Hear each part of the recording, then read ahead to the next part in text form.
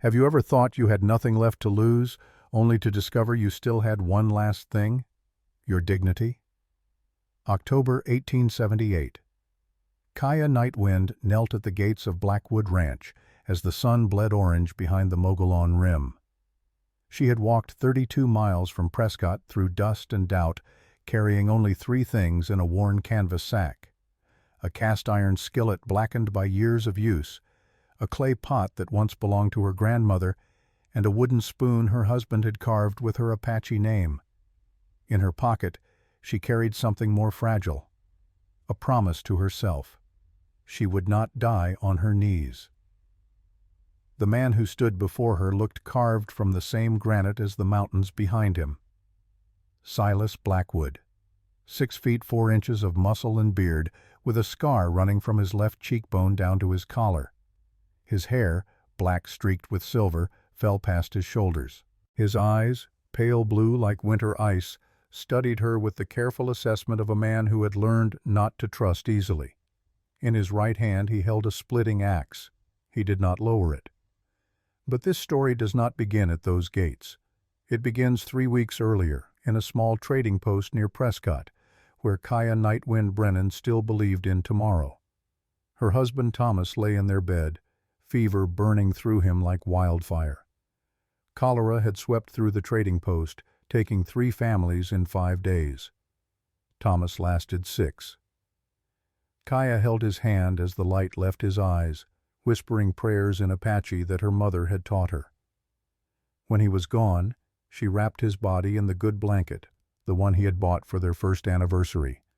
She buried him alone on the hillside overlooking the valley they had called home for 8 years. No preacher came. No neighbors helped. A white man who married an Apache woman made himself an outcast from both worlds. She thought grief would be the worst of it. She was wrong. 2 mornings after she filled in the grave, 2 men arrived in a black carriage. They wore suits too clean for the territory and carried papers that smelled of ink and finality. The lead man, Hoskins, had thin lips and eyes like a rat counting grain. He did not offer condolences. He offered eviction. Thomas had borrowed money. Investments, Hoskins called them. Opportunities that never materialized. Deals that collapsed like wet clay. The debt now totaled $800, a sum that might as well have been $8,000. The law was clear. In marriage, all debts were shared. The trading post, the inventory, the home Kaya had built with her own hands over 8 years, all of it belonged to the creditors now. She tried to explain she knew nothing about the loans. She had never signed a document. Hoskins smiled the way a snake might smile if snakes could smile. Marriage made her responsible, he said. The law did not care about ignorance. He gave her 1 week to vacate. That week stretched like torture. Men came with clipboards, marking every item, assigning values to her life. The kitchen table where she had served meals to travelers. The rocking chair Thomas had made for the child they never had. Even the moccasins her mother had beaded and given her as a wedding gift. They took everything except what they deemed worthless. When the week ended, Kaya stood in the empty shell of her home with 3 cooking implements and a small bag of herbs and spices she had managed to hide. Everything else was gone, loaded onto wagons, sold to pay debts she had not known existed. She walked away without looking back. Looking back was for people who had something to return to. The trail from Prescott to the Mogollon Rim took 3 days on foot. Kaya had walked it before, years ago, when she still lived among her mother's people. She knew which berries were safe to eat, which creek beds held water even in October drought. She knew how to move quietly through scrub oak and juniper, how to avoid rattlesnakes sunning themselves on warm rocks. Her grandmother, Red Sky Walker, had taught her these things when Kaya was still small enough to ride on her back. But knowing how to survive and wanting to survive were different things. The first night she slept under a twisted juniper, wrapped in her shawl, listening to coyotes argue in the distance. The cold settled into her bones. She thought about Thomas, about the warmth of his body beside hers, about the way he used to wake her with coffee and terrible jokes. She thought about her mother, dead 10 years now from the white man's measles. She thought about her father, Michael Brennan, the Irish trader who had loved an Apache woman enough to defy both their peoples, only to die for it. The second day brought hunger that made her stomach cramp and her vision blur. She found a patch of wild onions and ate them raw. They burned her mouth but settled her belly enough to keep walking. She passed a homestead where a woman stood in the doorway, watching. Kaya raised her hand in greeting. The woman shut the door. By the third day, the sun had burned her face and hands despite her dark skin. Her lips cracked and bled. Her feet, wrapped in worn boots 2 sizes too large, blistered and tore. But she kept moving because stopping felt like giving up, and giving up felt like dying. When the sun began its descent toward the western ridges, painting the sky in shades of amber and rust, she saw a small settlement ahead, just a handful of buildings clustered around a dusty plaza. A general store, a blacksmith, a cantina with faded letters on sun-bleached wood, chickens scratched in the dirt. A thin dog slept under a porch railing, too tired even to lift its head as she passed. Kaya straightened her spine, smoothed her torn dress as best she could, and began knocking on doors. She spoke politely at each threshold, offering her name, her skills, asking only for work in exchange for food and shelter. She explained she could cook, clean, mend, tend the sick with Apache remedies her grandmother had taught her. She did not beg. She offered fair trade, her labor for their mercy. Every door closed. Some people looked through her as if she were made of smoke. Others stared with open hostility, seeing only her dark skin, her high cheekbones, her straight black hair. One woman made the sign of the cross and whispered about savages. A shopkeeper told her to move along before she scared away customers.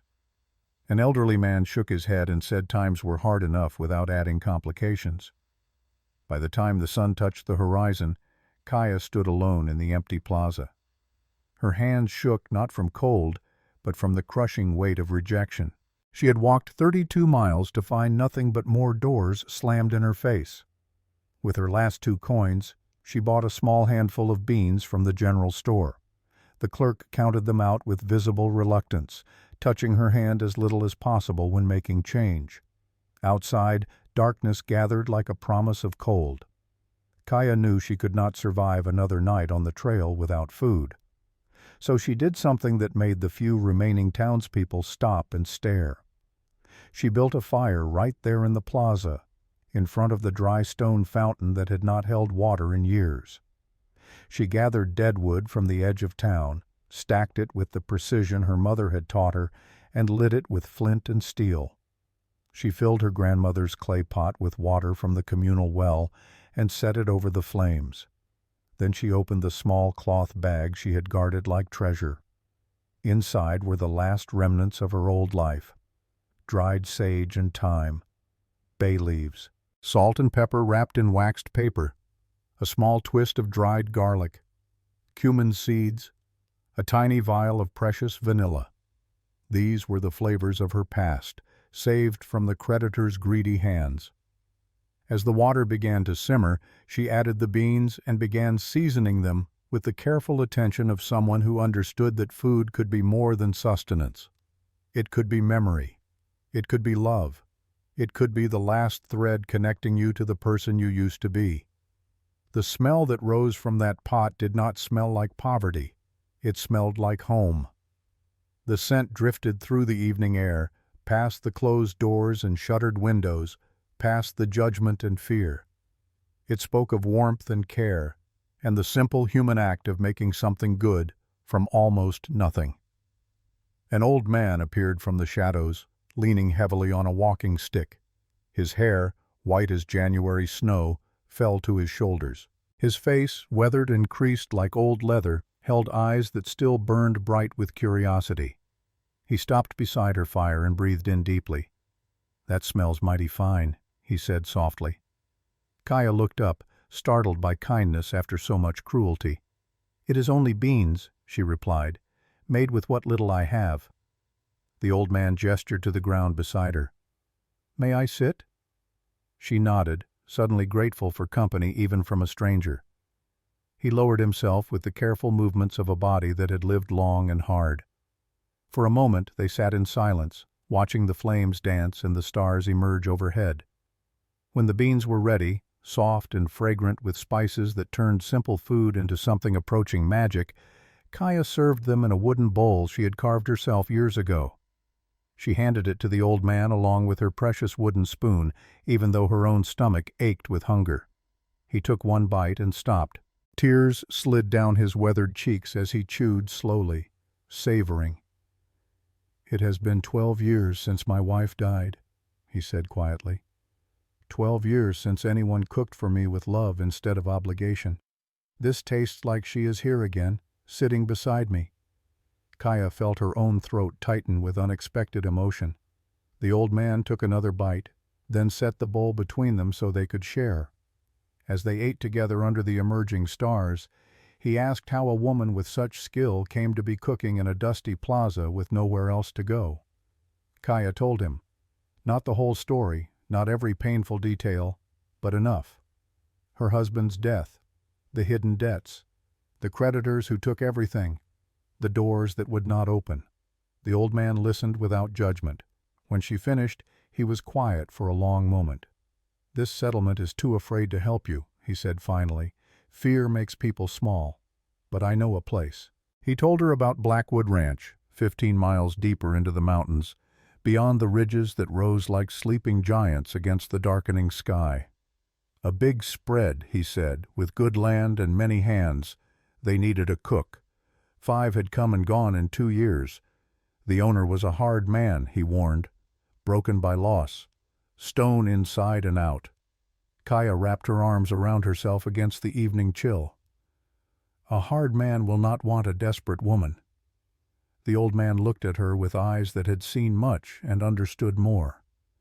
"After tasting your cooking," he said, "I know you have something rare, something that speaks without words. Go while you still have strength. Be humble, but stand firm. Let your food speak for you." He pressed something into her hand, a piece of cornbread wrapped in cloth still warm from his own supper. "For the journey," he said. Kaya thanked him with tears in her eyes. She packed her pot, her skillet, her spoon. She shouldered her small bundle and turned toward the mountains. Somewhere beyond those dark ridges waited a ranch, a man with a heart locked behind walls of grief and a single chance to reclaim her life. The trail wound upward through pine and aspen, through air that grew thinner and colder with each mile. Kaya walked through the night, guided by starlight and the memory of paths she had traveled long ago with her mother. She ate the old man's cornbread in small bites, making it last. She drank from clear streams that tasted of snowmelt and stone. She did not allow herself to think about failure. Thinking about failure was a luxury she could not afford. By dawn, exhaustion made her steps unsteady. But as the sun crested the eastern peaks and spilled gold across the valley below, she saw it. Blackwood Ranch. It spread across a mountain meadow like something from a dream. Log buildings with stone chimneys, corrals holding cattle and horses, barns that looked solid enough to last 100 years, and the main house, built from pine logs and river rock, sitting at the edge of a forest of ponderosa pine that climbed toward the rim. Men were already moving through the morning routines, feeding animals, hauling water, their voices carried across the clear air, rough with work and the easy camaraderie of people who shared labor. Kaya stopped at the ridge above the ranch and looked down at what might be salvation or just another locked door. She straightened her shoulders, smoothed her hair, touched the wooden spoon in her pocket for courage. Then she walked down the trail toward the gates. 3 ranch hands saw her first. They stopped mid-task, tools hanging forgotten in their hands. A woman walking alone out of the mountains was strange enough. An Apache woman was stranger still. One man, broad and weather-beaten with a thick beard going gray, stepped forward. "Who are you?" he called. "What business you got here?" Kaya stopped at a respectful distance. "My name is Kaya Nightwind Brennan. I heard you need a cook." The men exchanged glances. A few laughed, short and sharp. The bearded man shook his head. "Cooks come and go here like seasons. None last. Boss will not want you." "I would still like to speak with him," Kaya said. keeping her voice steady despite the fear coiling in her stomach. Before anyone could respond, a deep voice cut through the morning like an axe through wood. "I am right here." Kaya turned.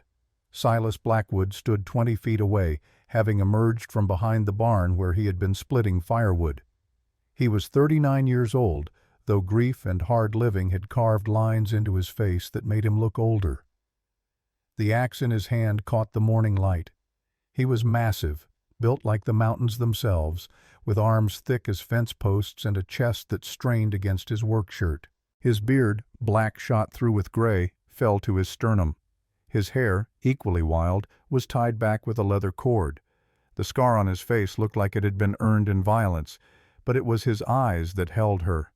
Pale blue, cold as January ice, they studied her with an intensity that felt like being weighed and measured and found wanting all at once. "You Apache?" he asked. Kaya lifted her chin. "Half. My mother was Chiricahua. My father was Irish." Silas said nothing. The silence stretched. "You got experience cooking for working men?" "Yes, sir. I cooked for my husband's trading post for 8 years. I can make biscuits, stew, roast meat, and beans, you will remember." One of the ranch hands snorted. Garrett Pike, the foreman who had spoken first, stepped forward. "Boss, you cannot seriously consider—" Silas turned his head just slightly. The look he gave Garrett could have frozen water in July. "I will decide what I consider." Garrett closed his mouth, but his eyes burned with resentment. Silas looked back at Kaya. "Why you need work?" Kaya swallowed her pride and spoke the truth. "My husband died 3 weeks ago. Cholera.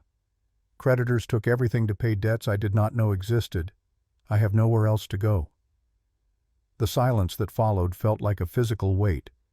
Kaya could hear her own heartbeat in her ears. She could hear a crow calling from a pine tree. She could hear the morning wind moving through the grass. Silas Blackwood studied her for what felt like an eternity. Then he spoke. "I do not accept poor work. I do not accept excuses. You got 1 week. Food has to feed 19 men. Has to give them strength for hard labor. Mess it up, you leave." Kaya met his ice-cold eyes without flinching. "I will not mess it up." Silas nodded once, sharp and final. "Hank, show her the quarters and kitchen." An older man with kind eyes and silver hair stepped forward. He smiled at Kaya, the first genuine smile she had seen in days. "Follow me, miss. Name is Hank Cooper." As Kaya walked past Silas toward the ranch buildings, she felt his eyes on her back. When she glanced over her shoulder, he was watching her with an expression she could not read. Then his face hardened again, and he turned back to his woodpile, swinging the axe with savage precision. She did not know it yet, but that breakfast she was about to cook would not just be food, it would be a declaration of war. And Colonel Nathan Drake, whose ranch bordered Blackwood's land to the east, was about to discover that the most dangerous enemy is not the one who carries a gun. It is the one who carries a wooden spoon and refuses to disappear. This is the story of how a woman with nothing taught a man with everything how to live again, how a fire would test them both, and how sometimes the bridges that matter most are built not from wood and stone, but from courage and hope and the simple human act of feeding those who hunger. Hank Cooper led Kaya past the main house, past corrals where horses lifted their heads to watch her pass, past the bunkhouse where curtains twitched as curious eyes tracked her movement. They walked to a small structure tucked behind the larger buildings, a simple room with log walls and a single window that looked out toward the pine forest climbing the mountain. Inside waited a narrow bed with clean blankets, a wooden table with one leg slightly shorter than the others, and a 3-legged stool. The floor was swept. The window, though small, let in morning light that painted everything gold. Kaya stood in the doorway and felt something crack open in her chest. For 3 weeks she had been homeless, sleeping under trees or in the corners of her grief. This room, small and simple as it was, felt like a palace. "It is perfect," she whispered. Hank smiled, the lines around his eyes deepening with something like understanding. "For what it is clean. Come on, I will show you the kitchen. The kitchen occupied a separate building, connected to the main house by a covered walkway. When Hank pushed open the door, Kaya stopped breathing. It was larger than any kitchen she had ever worked in. A massive wood stove dominated one wall, its iron surface already warm from morning coals. Deep sinks carved from stone. Shelves lined with pots and pans and cast-iron cookware. A long wooden table, scarred and stained from years of use, stood in the center like an altar. And the pantry, when Hank opened its door, revealed sacks of flour and cornmeal, beans and rice, dried beef and bacon, eggs in wire baskets, butter wrapped in waxed cloth, and vegetables from a garden somewhere nearby. It was not endless, but it was enough, more than enough. It was possibility made real. Kaya walked slowly through the space, running her fingers along surfaces, opening drawers, discovering treasures. Good knives, proper mixing bowls, spices she had not seen in months. Her hands trembled as she touched each item. "The men eat at 5:30 in the morning," Hank said. "Noon. And 6 at night. 19 mouths total. 18 hands plus the boss. You sure you can handle that?" Kaya turned to face him, and for the first time in weeks, she felt something like hope kindle in her chest. "Yes, I can." Hank studied her for a moment, then nodded.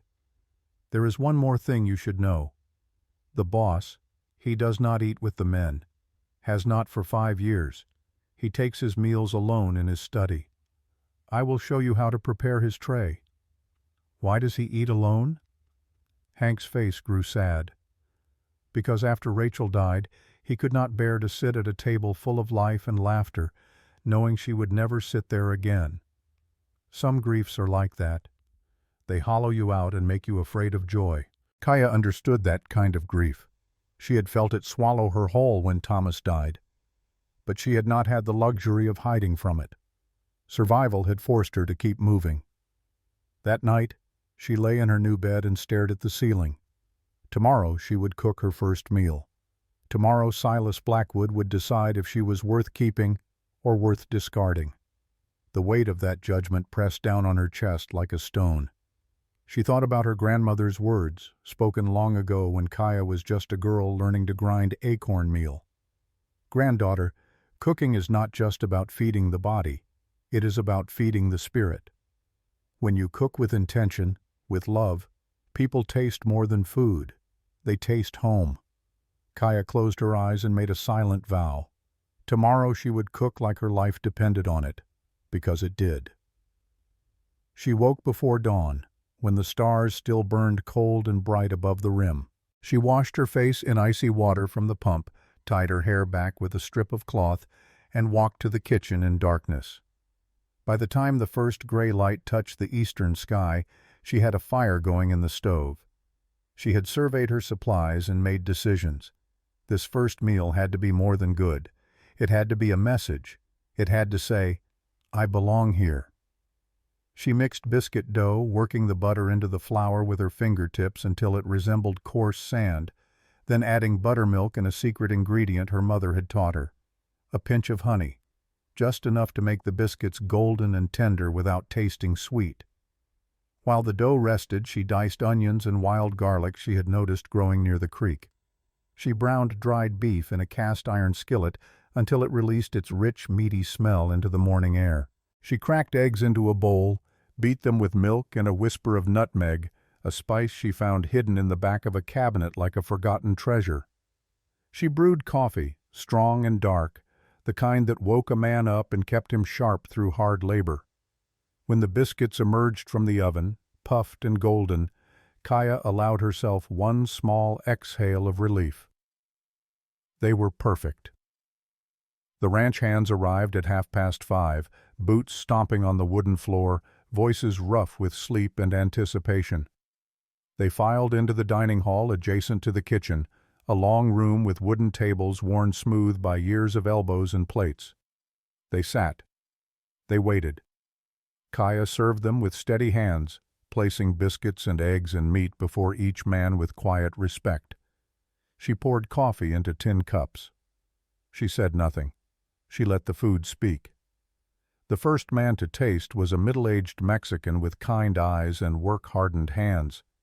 He bit into a biscuit and froze. His eyes widened. He chewed slowly, as if afraid the taste might vanish if he rushed. "Dios mío," he whispered. "This is incredible." That was all it took. The others began eating, and within moments the room fell into a silence that had nothing to do with unhappiness. They ate with the focused attention of men who had forgotten food could taste like this. Men who usually shoveled breakfast down without thought now savored each bite. "These biscuits are the best I have ever had," one older hand said, his voice hushed with something like reverence. "The eggs have something special," another murmured, scraping his plate clean. A younger worker laughed with genuine surprise. "If she cooks like this every day, I will work twice as hard just to earn it." Kaya stood in the kitchen doorway, watching them through the serving window. Tears pricked her eyes, but she held them back. The men liked her food. She had done what she came to do. But the real test waited in Silas Blackwood's study. Hank came into the kitchen as the men were finishing. He looked at the empty plates, at the satisfied faces, and smiled. "You did good, miss. Real good. Now for the boss." Kaya chose the best biscuits, the fluffiest eggs, the richest pieces of meat. She arranged them on a wooden tray with care, as if she were preparing an offering. She poured coffee into the cleanest cup she could find. She added nothing fancy, nothing that might seem like she was trying too hard, just honest, well-made food. Hank lifted the tray. "If he likes this," he said quietly, "you might stay longer than a week." Kaya watched the tray disappear down the hallway toward the main house. Her heart pounded like a war drum. Inside his study, Silas Blackwood sat at a desk piled with ledgers and papers and the endless accounting that came with running a ranch. Numbers kept his mind occupied. Occupied meant he did not have to think about empty beds and silent mornings and the 5 years he had spent learning how to be alone. When Hank set the tray on his desk, Silas barely glanced up. "Leave it," he said, as if the food were nothing more than fuel to keep his body moving. But then the smell reached him. Warm bread, savory meat, coffee that smelled alive instead of bitter. Something in that smell made him pause against his will, made him look at the tray as if seeing it for the first time.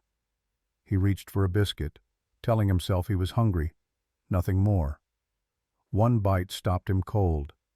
It was crisp on the outside, impossibly tender inside, rich with a flavor that came from careful hands and patient work. He tried the eggs, and something about them, some quality he could not name, hit him like a memory of mornings that once felt full of possibility. Silas ate in silence until the plate was empty. That almost never happened. Usually he managed a few bites before pushing the tray away, appetite killed by the weight of his own thoughts.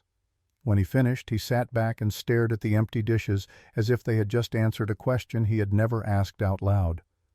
That woman, ragged and desperate at his gate just hours ago. She had walked into his ranch and changed something in one morning. And Silas, who had spent 5 years building walls around his heart, felt the first crack appear in the stone. The days that followed moved with the rhythm of ranch work. Kaya woke before dawn, lit the stove, worked with steady, careful hands. She made thick stews that warmed men to their bones. She baked bread that filled the kitchen with smells that made people stop whatever they were doing just to breathe deeply. She cooked beans until they were soft and rich, and she seasoned meat so it tasted like something worth savoring instead of just fuel. She did not waste food, did not complain, did not ask for special treatment. She simply worked. The men changed because of it. They came to meals early claiming they were hungry but really just wanting to be near the source of those smells. They stopped rushing through their plates. They began talking again, laughing again, as if good food had given them back something they had been missing without knowing it. Even the most tired faces looked a little less hard. Miguel Santos, the Mexican hand who had first praised her biscuits, became her ally. He brought her vegetables from the garden, told her which men had preferences or allergies, shared stories about the ranch and its people. One morning, as Kaya was preparing lunch, Miguel leaned against the kitchen doorframe and watched her work. "Señora Kaya," he said, "why do you work so hard? You are already better than any cook we have had." Kaya did not look up from the onion she was chopping. "Because in 1 week he decides if I stay or go. I cannot afford to be just good. I have to be necessary." Miguel nodded slowly. "You are already necessary. We are just waiting for El Jefe to see it." But Silas remained distant. He did not praise her in front of others. He did not smile. He did not step into the dining hall with the men. Each morning, his tray went to the study. Each morning, it came back empty. That was the only sign Kaya had that he noticed her at all. Yet she began to sense his presence in small ways. When she crossed the yard carrying water buckets, she sometimes felt eyes watching from a window. When she hung cloths to dry on the line behind the kitchen, she would look up and see him near the barn, still as a fence post, studying the day as if looking for threats. He never stared in a way that felt improper. It was more like he was trying to understand how a woman who had arrived with nothing could move through the world as if she still belonged somewhere. Kaya tried not to think about him too much. She could not afford to want things beyond safety and work. But when she prepared his tray each morning, she found herself taking extra care. Not to impress him, just because something in her wanted to offer kindness to a man who seemed to live without any. On the 5th day, the fragile peace shattered. Kaya was in the kitchen cutting vegetables for the evening stew when she heard voices in the dining hall. The younger ranch hands were talking, their words starting as jokes but quickly turning ugly. They spoke about her appearance, about her being alone, about what they would do if she were theirs. Each word made her face burn with humiliation and anger. She gripped her knife harder and forced herself to keep cutting. She did not know what else to do. She had nowhere to run. No authority to appeal to except the man who had given her only 1 week to prove herself. When she walked into the dining hall to serve supper, the men went quiet, but the smirks remained. Kaya kept her head high and set plates down as if she had not heard anything. She told herself it would pass if she ignored it. It had to pass because she had nowhere else to go. The next morning brought worse. One of the young men, emboldened by his friend's laughter, leaned back in his chair as Kaya poured coffee. His voice dripped with false sweetness. "You cook real good," he said. "Makes a man wonder what else you might be good at." The room erupted in laughter. Crude, knowing laughter that made Kaya's hands shake so badly she nearly dropped the coffee pot. For a moment, heat rose in her chest, a mixture of shame and fury so intense she could barely breathe. Then a voice cut through the room like a knife through silk. "Enough." The laughter died as if someone had thrown water on it. Every head turned. Silas Blackwood stood in the doorway. He was not supposed to be there. He never ate with the hands. His face was hard as mountain granite, but his eyes burned with a cold fury that made the air feel dangerous. He walked forward with heavy steps that sounded like judgment. He stopped beside the young man who had made the comment. The boy tried to grin, but it faded under Silas's stare. "Miss Nightwind is here to work," Silas said, his voice low and controlled but carrying the weight of absolute authority. "She is the cook of this ranch. She will be treated with respect." He swept his gaze across the entire room, making eye contact with each man, making sure every word landed. "I do not want to hear a single filthy joke. Not one. I do not want to see disrespect in your eyes either. She does her job. She does it better than most of you do yours. If any man here forgets that again, he can pack his things and leave before sundown." The young man swallowed hard and tried to laugh it off. "Boss, we were just joking around." Silas raised his hand and the room went still again. "I do not care. Do not." A few men murmured quick agreement. "Yes, sir. No problem, boss." No one argued. No one dared. Silas turned to leave, then paused. For one small moment his eyes met Kaya's. It lasted only a heartbeat, but in that brief connection, she saw something that surprised her. Not just anger at the disrespect, something deeper, something that looked almost like protection, like care. Then he was gone, and the room breathed again, but everything had changed. The jokes were over. The leering looks vanished. The men ate in uncomfortable silence, suddenly aware that they had crossed a line they had not known existed. Hank waited until Kaya returned to the kitchen before speaking. "He never does that," he said softly. "He never steps in for anyone. If he spoke up for you, it means something." Kaya did not know what to say. She only knew her throat felt tight, and her eyes burned with tears she refused to shed in front of anyone. She was still afraid. But for the first time since arriving at Blackwood Ranch, she did not feel completely alone. The next afternoon, Kaya returned to her small room after finishing the midday meal and found a package wrapped in brown paper sitting on her table. Her heart raced as she opened it with trembling fingers. Inside were her moccasins, the ones her mother had beaded with intricate Apache patterns, the ones the creditors had stripped from her feet weeks ago, the ones she thought were lost forever. A note lay folded beneath them. The handwriting was rough, unpracticed. "These belong to you. I bought them back from Hoskins, S." Kaya sank onto her bed, clutching the moccasins to her chest. Silas had ridden all the way to Prescott, had tracked down the creditor, had paid his own money to return something that meant nothing to anyone but her. She pressed the soft leather to her face and wept, not from sadness, but from the overwhelming realization that someone saw her pain and acted to ease it, asking nothing in return. That evening, she made Silas's tray with especially careful hands. She roasted meat the way he seemed to prefer it, seasoned strongly and cooked through. She added potatoes, crisp on the outside and soft inside. And without thinking too hard about why, she placed a small dish beside his plate. A simple sweet made from dried apples she had found in the pantry, cooked down with cinnamon and a touch of honey. It was nothing fancy, but it was gentle. A quiet thank you in the language she knew best.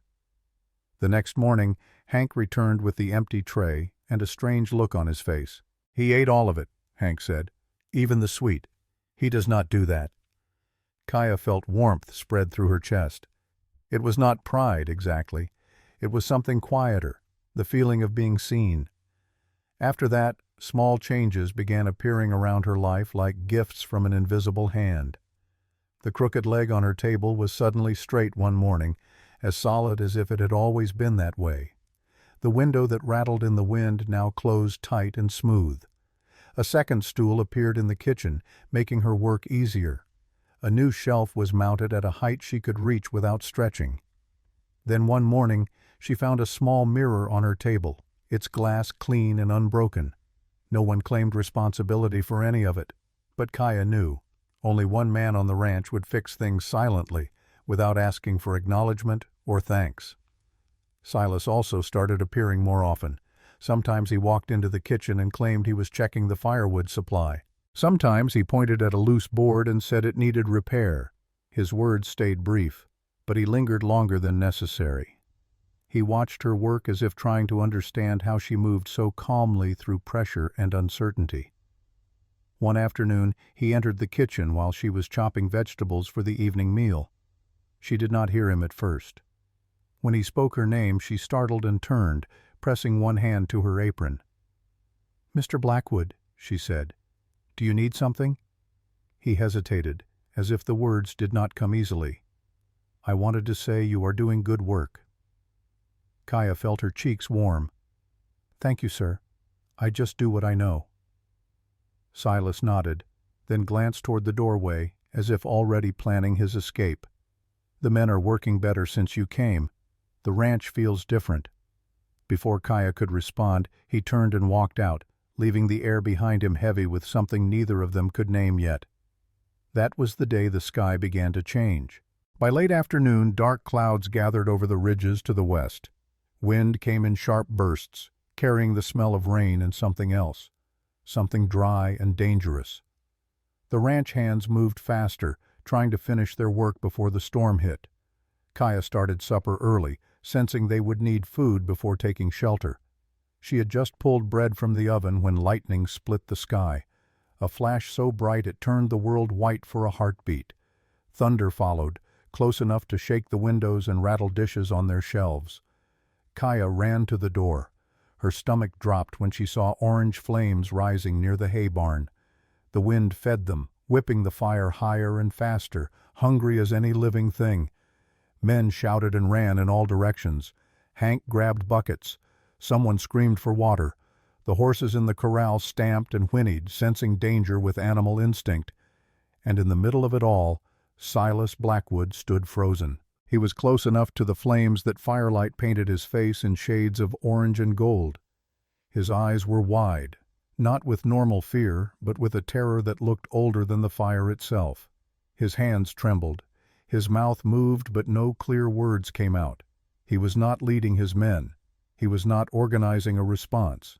He stood trapped inside a memory 5 years old, reliving the night his wife burned to death while he could do nothing but watch.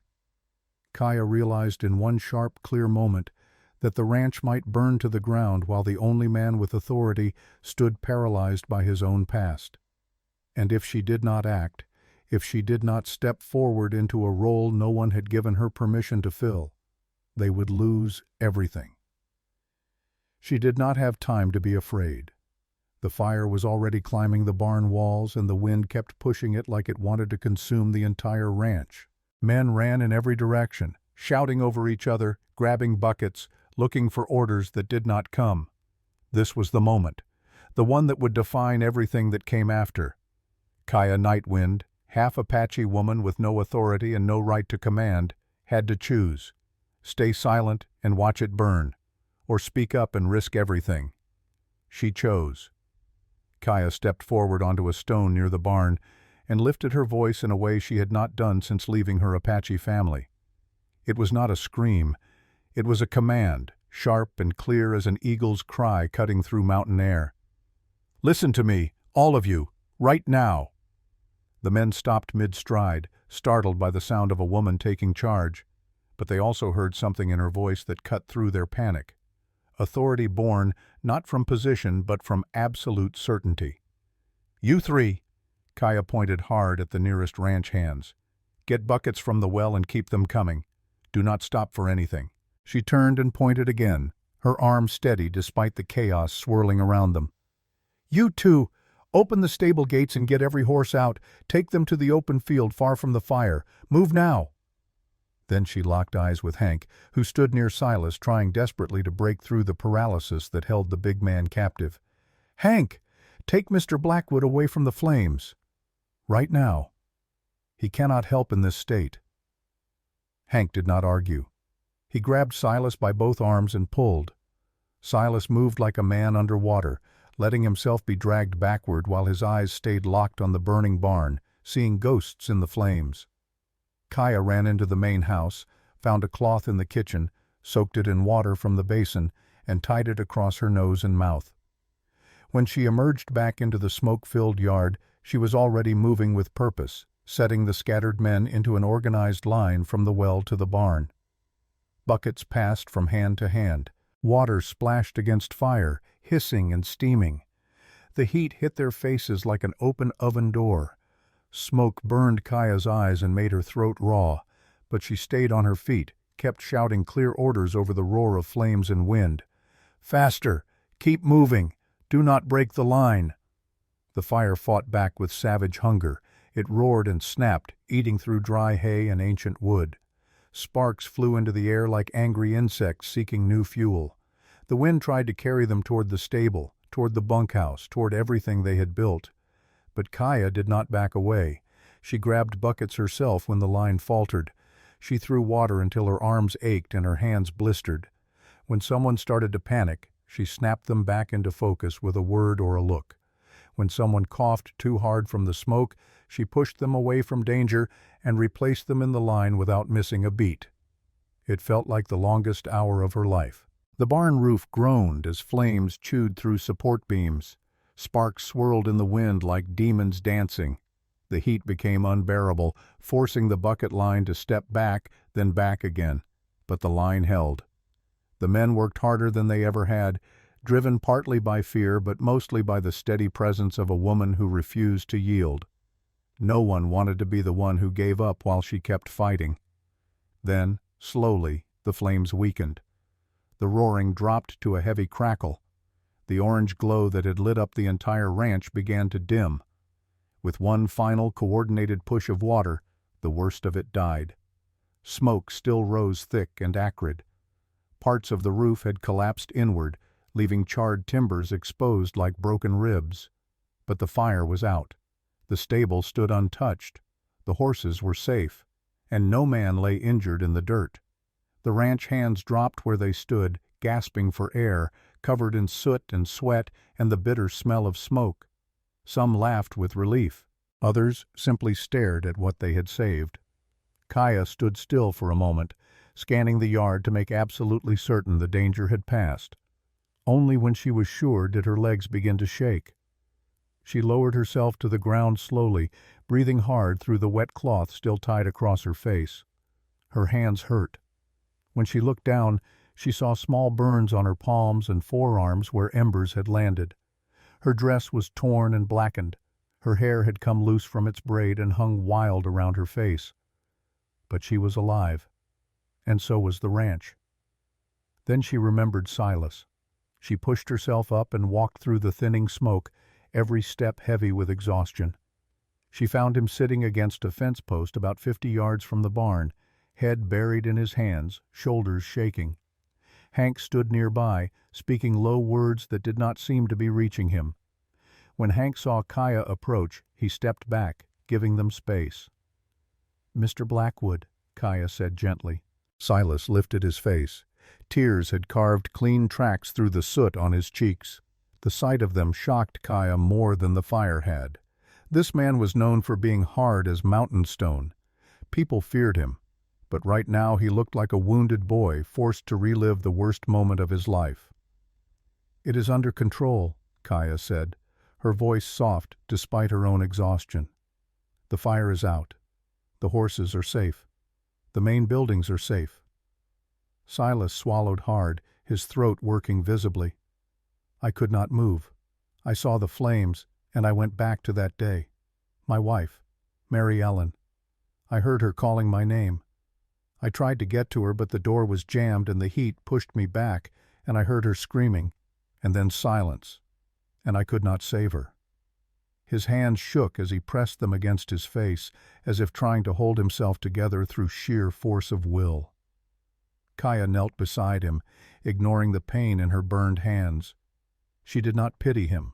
She did not try to offer empty comfort. She simply stayed there so he would not face the pain alone. "You do not have to fight that memory by yourself," she said quietly. "What happened to her was not a choice you made. That kind of hurt can freeze a person solid. But look at me, Silas." She waited until he lifted his eyes to hers. "Look around. You survived. This ranch survived. Today ended different than that day. Because of all of us working together, because of what you built here, these men were willing to fight." Silas shook his head slowly, tears still flowing. "You saved everything. When I could not do anything, you led them. You were strong when I was weak." "I did what had to be done," Kaya said, "and your men listened because this is your ranch. They wanted to save it because you gave them something worth saving. That is your strength, not your weakness." Silas stared at her for a long moment. The firelight had faded now, replaced by the softer glow of evening sun breaking through the storm clouds. His face, normally so hard and closed, lay open and vulnerable in a way that made Kaya's chest tighten.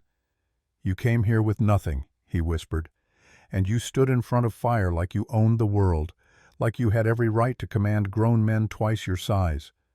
Where does that courage come from?" Kaya thought about the question, about walking away from her home with 3 cooking implements and wounded pride, about sleeping under trees and being turned away from every door, about standing at his gate with nothing left to lose.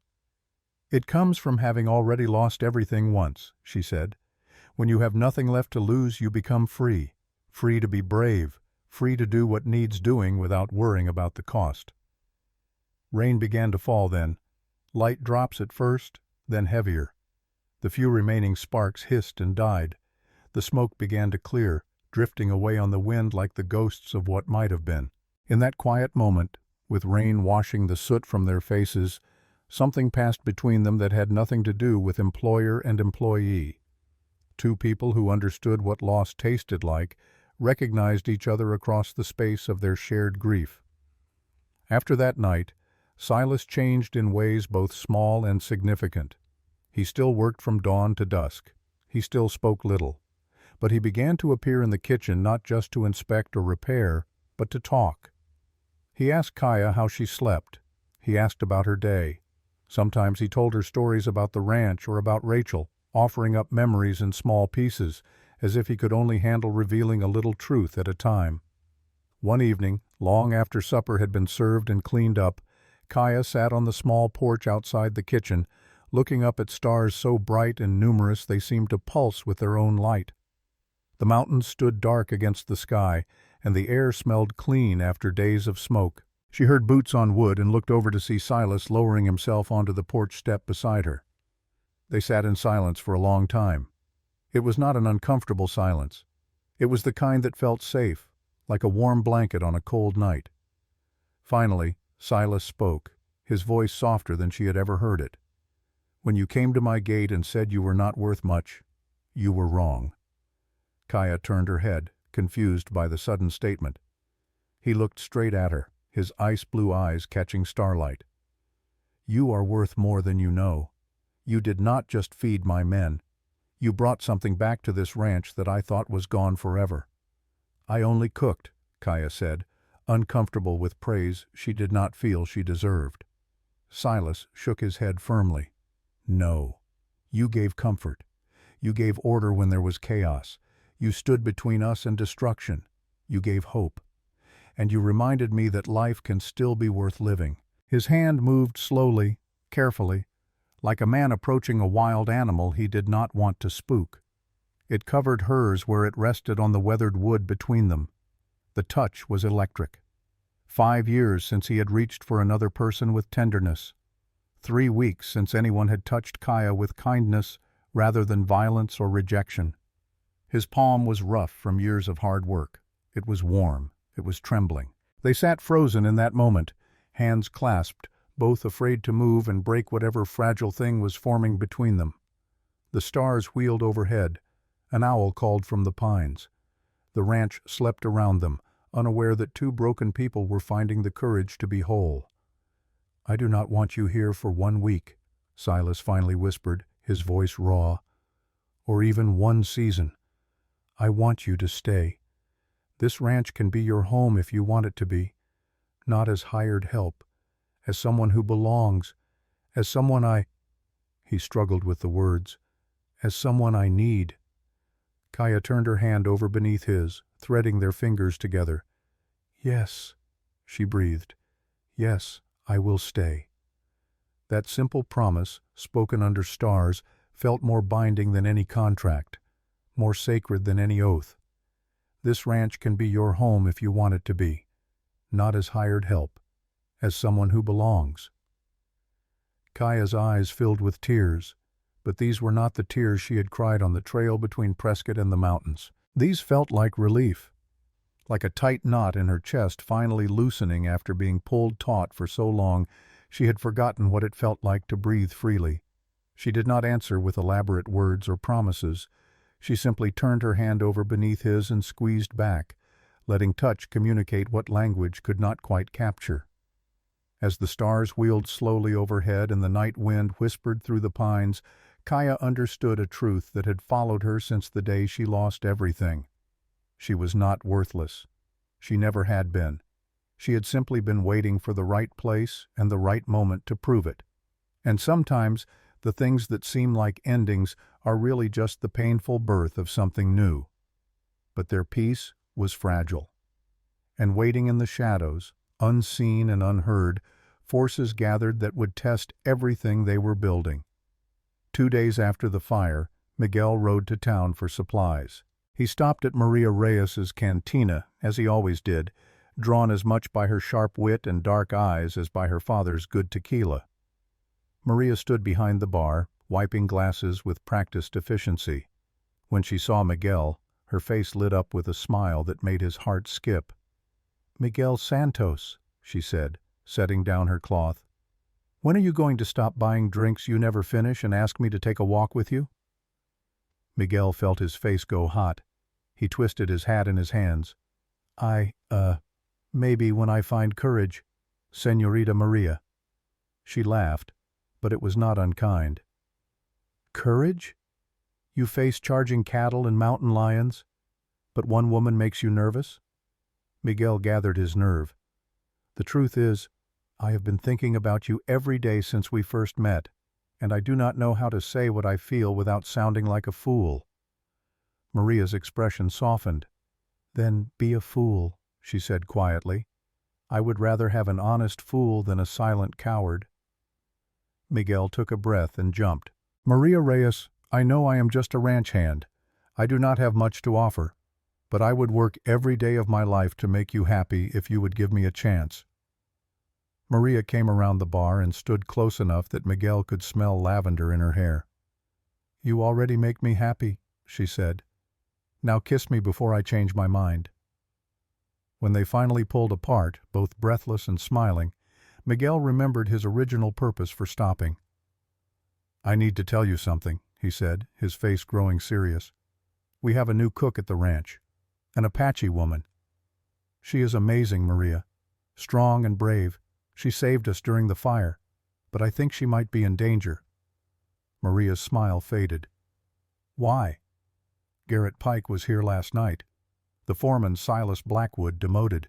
He was drinking with Colonel Drake and some of Drake's men. They were talking low, but I heard your name mentioned, Kaya, and I heard words like fire and blame the Indians." Maria's eyes went hard. "Drake is bad news. Everyone knows he hates the Apache, lost family in the wars and never forgave. He has been trying to buy out all the small ranchers around here. Some say he uses fire to encourage people to sell." Miguel nodded grimly. "That is what I am afraid of. I think Garrett started our fire on Drake's orders, and I think they are not finished." "Then you need to warn Silas," Maria said firmly, "and tell your Kaya to be very careful. Drake is the kind of man who does not forgive and does not forget." Miguel rode back to the ranch with Maria's warning burning in his chest. When he arrived, he found Silas and Hank in the barn, checking damage from the fire. "Jefe," Miguel said, slightly out of breath, "we have a problem." He told them everything Maria had said, about Garrett and Drake drinking together, about the talk of fire and blame, about Drake's history of forcing sales through destruction. Silas's face grew dark as storm clouds. Hank cursed under his breath. "Kaya needs to know," Hank said. "If Drake is targeting her specifically, she has a right to understand why." They found Kaya in the kitchen, preparing the evening meal. When they told her what Miguel had learned, she went very still. Her hands, which had been kneading bread dough, stopped moving. "Colonel Nathan Drake," she said quietly, "I need to tell you something about him." She told them about Fort Bowie, about being 15 years old and hiding behind rocks while soldiers came to her father's trading post, about watching her father, Michael Brennan, unarmed and peaceful, trying to explain he was no threat, about the lieutenant who shot him anyway, who stood over his dying body without expression or remorse. "I saw that man's eyes," Kaya said. "I have never forgotten them, cold as winter ice. And when Drake rode to this ranch a few days ago, I saw those same eyes. I am almost certain he is the man who killed my father." Silas stood frozen, absorbing this information.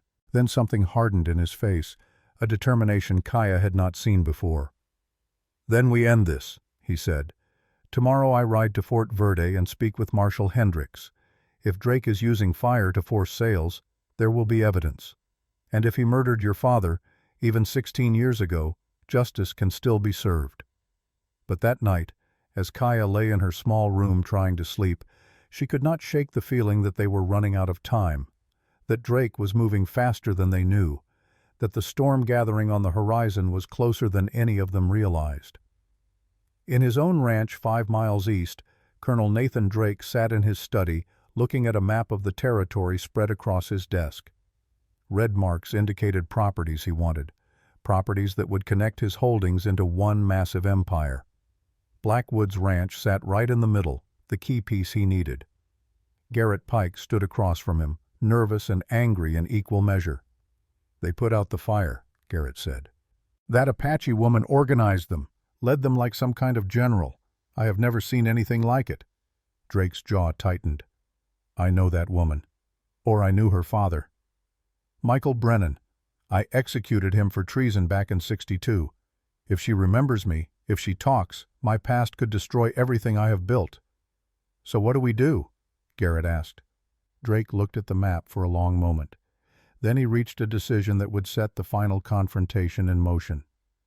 "We finish what we started," he said coldly.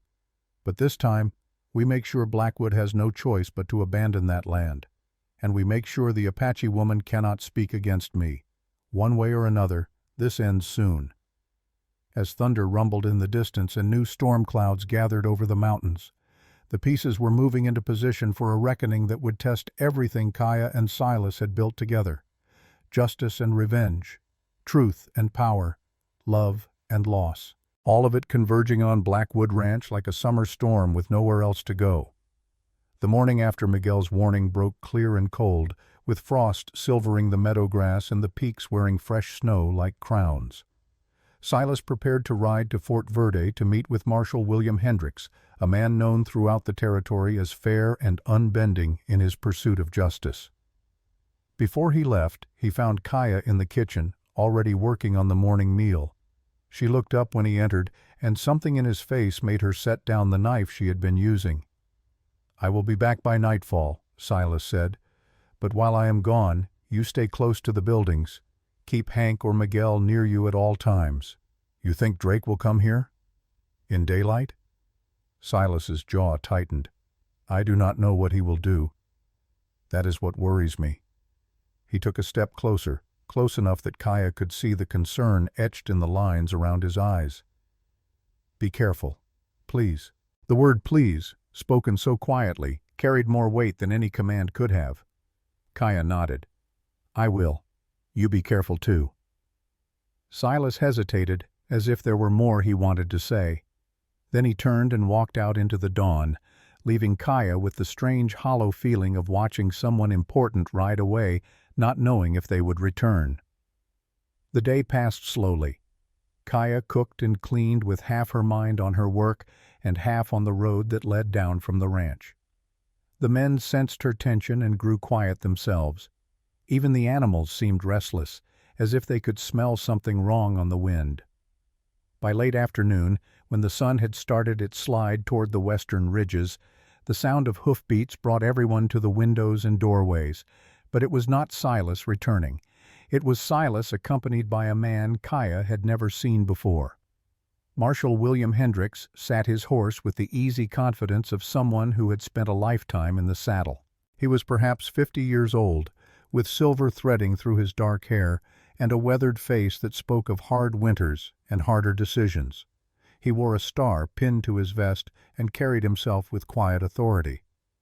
Silas dismounted and helped the marshal down, gesturing toward the house.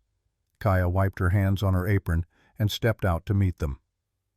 "Miss Nightwind," Silas said, "this is Marshal Hendricks from Fort Verde.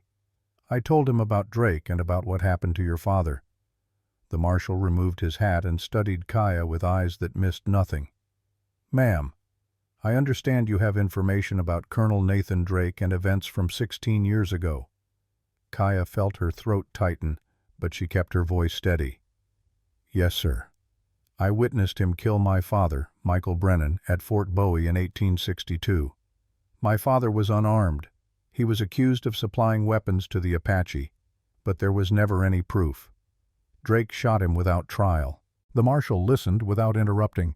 When she finished, he nodded slowly. "That is a serious accusation. Drake is a powerful man with connections. Your word as an Apache woman, even half Apache, will be questioned in court." "I know," Kaya said quietly, but it is still the truth." "I believe you," the marshal said, surprising her, "but belief is not evidence. We need more." Hank stepped forward then, his old legs carrying him with purpose despite the years weighing on them. "I was there, Marshal. I was a scout at Fort Bowie in '62. I remember the incident. Drake was a lieutenant then, ambitious and eager to prove himself. He labeled Brennan an enemy collaborator without investigation.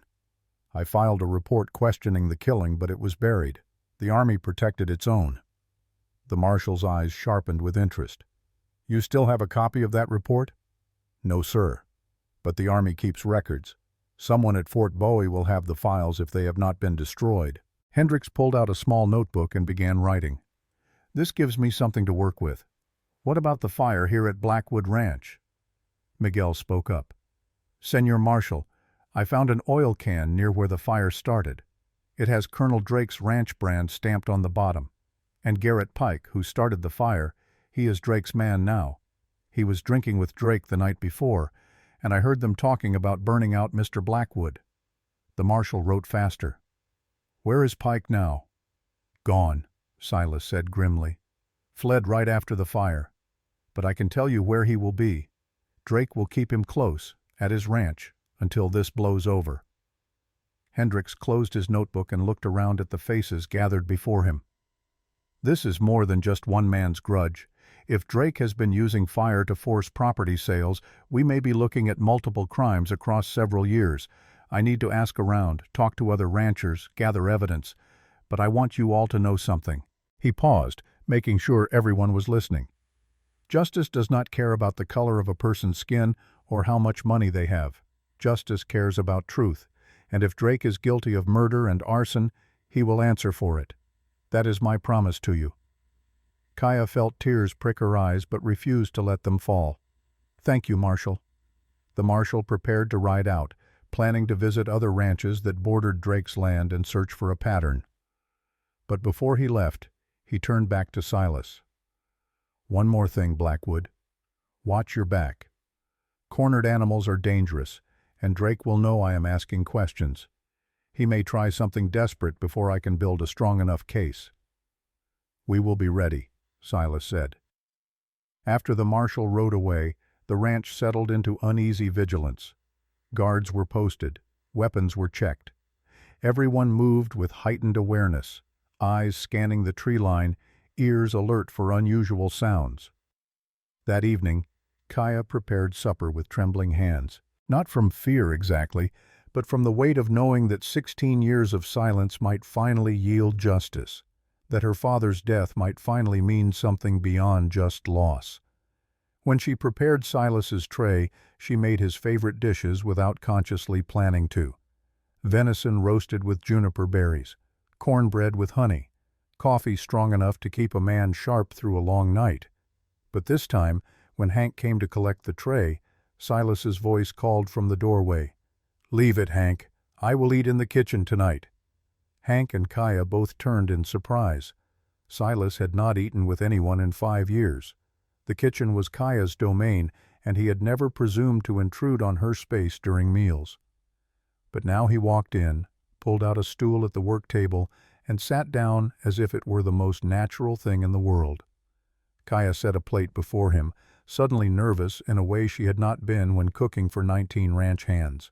They ate in silence for a few minutes. Then Silas spoke. "Today, when I rode to Fort Verde with this story, I realized something. You have been carrying this for 16 years, the memory of watching your father die, and you have carried it alone." "Not alone," Kaya said softly. "My mother knew. But she died before Drake could be held accountable. After that, yes, I carried it alone." Silas set down his fork and looked at her directly. "You do not have to carry it alone anymore. Whatever happens with Drake, whatever the marshal finds, you have people here who will stand with you. You have me." The simple declaration, spoken without flourish or drama, hit Kaya harder than any grand speech could have. She set down her own fork because her hands were shaking too badly to hold it steady. "Why?" she asked, her voice barely above a whisper. "Why do you care what happens to me? I am just a cook you hired for 1 week." Silas shook his head slowly. "You stopped being just a cook the moment you stood in front of that fire and led men twice your size. You stopped being just anything the moment I realized that for the first time in 5 years, I wake up wanting to see what the day holds instead of dreading every empty hour." Kaya felt her breath catch in her chest. Silas continued, the words coming with obvious difficulty, as if he were excavating feelings he had buried so deep he had forgotten they existed. "When Rachel died, I built walls. Stone and ice and silence. I told myself if I never let anyone close again, I would never hurt like that again. For 5 years, it worked. I was empty, but safe. And now? Now you came along with your 3 cooking tools and your stubborn pride and your refusal to give up even when everything was taken from you.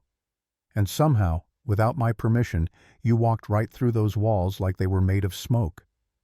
Kaya stood and walked around the table until she stood beside him. She reached out slowly, giving him time to pull away if he wanted.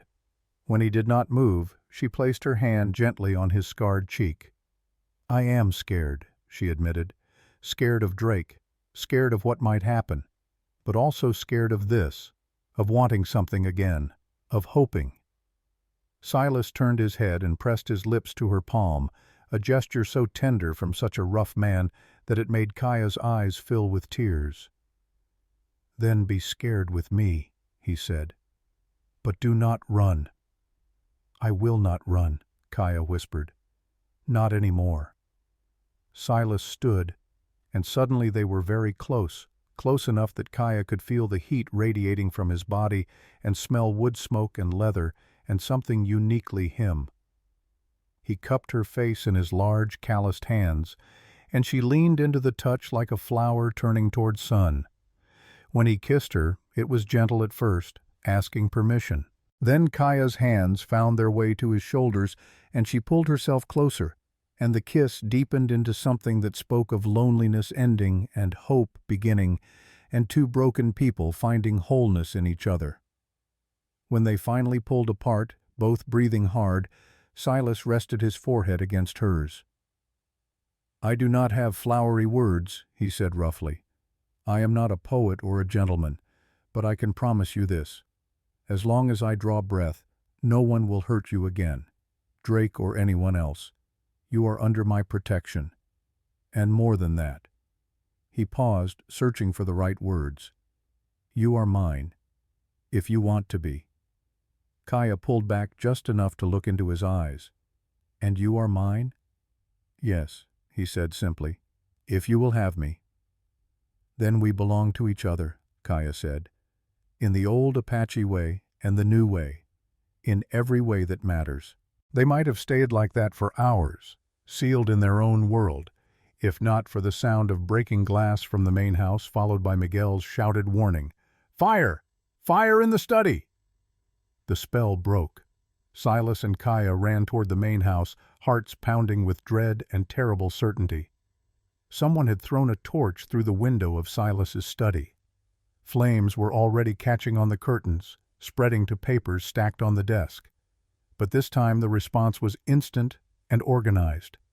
Miguel and Hank were already hauling buckets. The other hands formed lines without being told, and Kaya, remembering exactly how they had done it before, began directing traffic with sharp, clear commands. The fire was contained within minutes. Damage was minimal, but the message was clear. Drake knew the marshal was investigating, and he was escalating. When the last ember was extinguished and everyone could breathe again, they found something in the yard outside the broken window. A note wrapped around a rock. Silas opened it and read aloud, "Leave now or lose everything. The Indian woman brings death with her.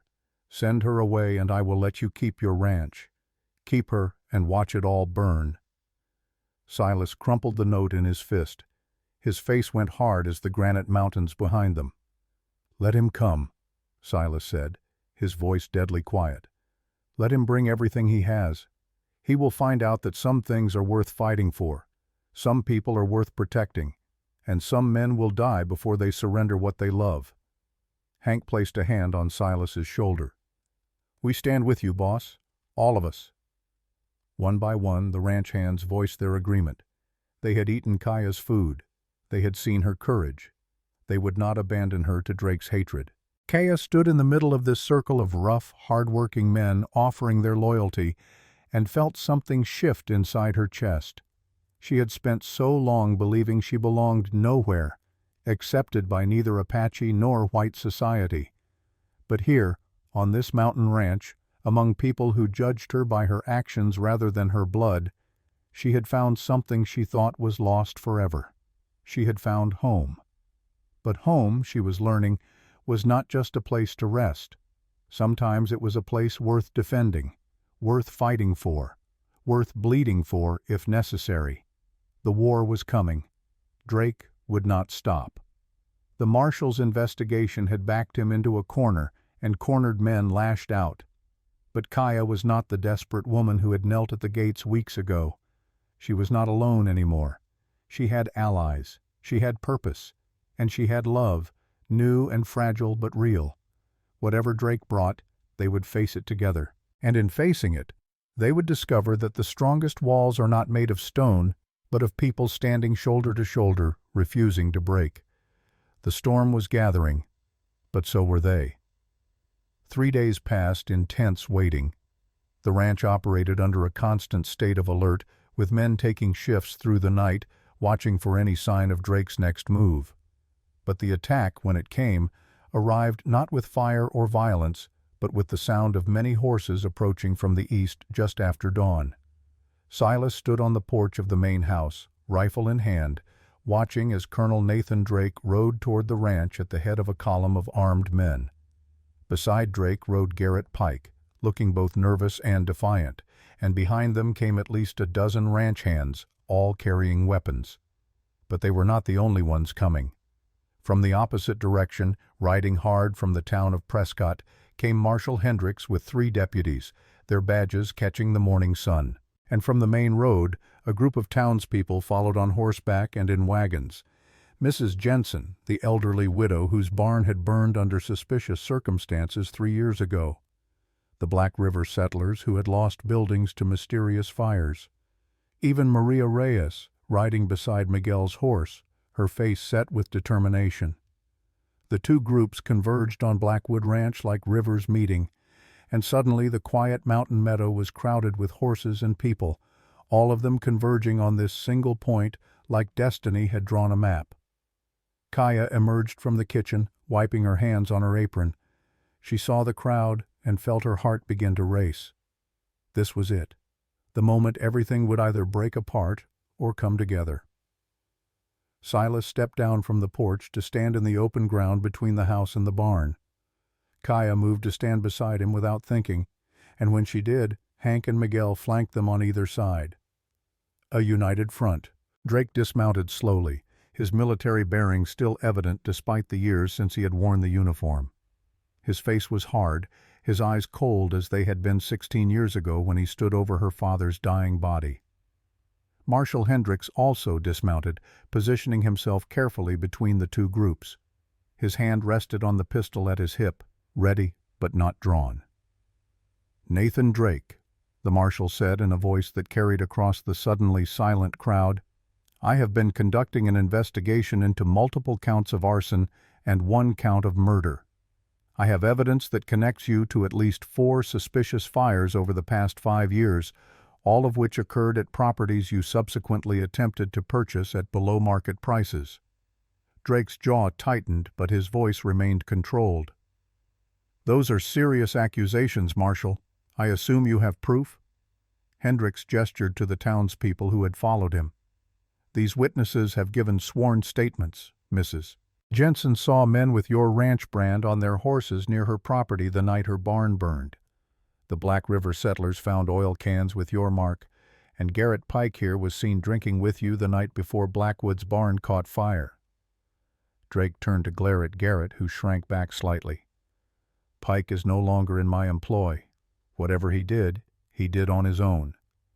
Garrett's face went pale, then red with fury. "That is a lie. You paid me $500 to burn Blackwood out. You said if the ranch burned and he thought it was Indians, he would sell cheap." The crowd erupted in angry murmurs.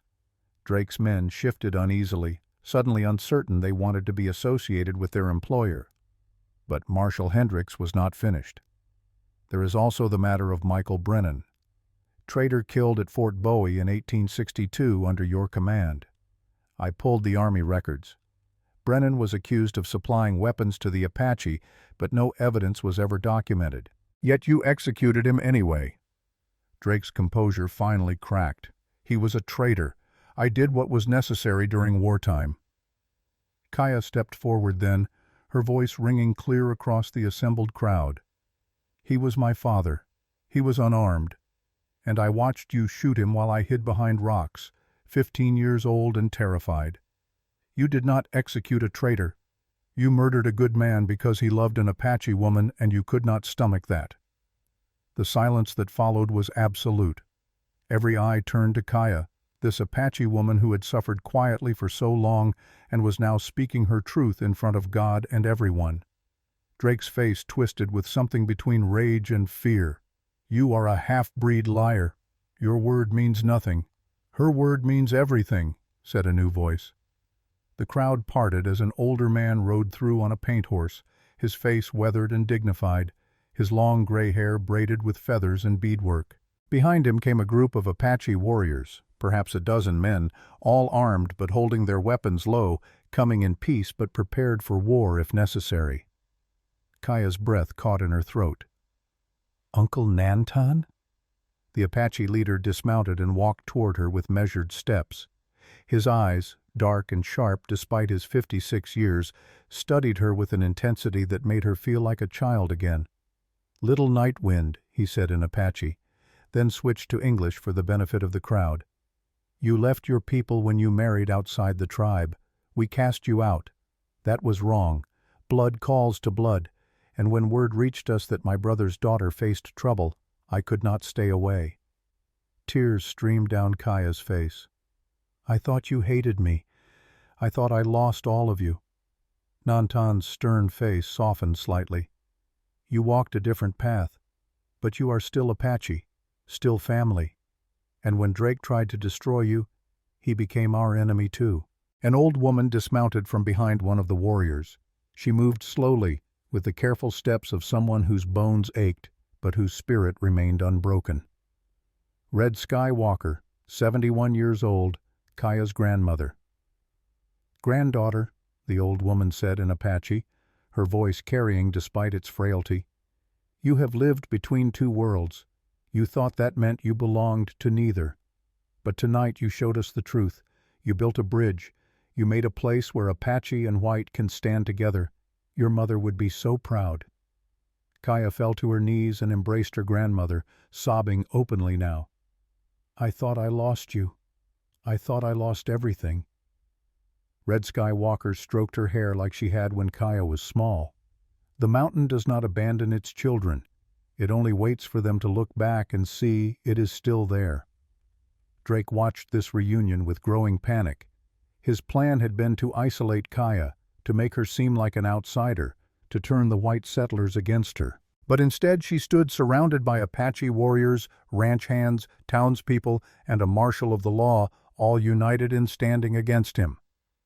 Marshal Hendricks cleared his throat, reclaiming control of the situation.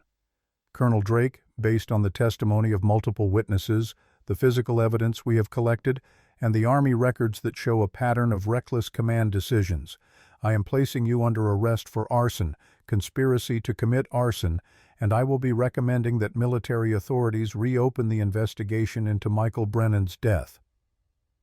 Two of the deputies moved forward with iron shackles. Drake's hand moved toward his pistol.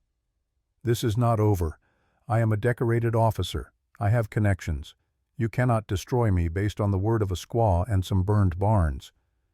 That word, sharp and ugly, hung in the air like poison.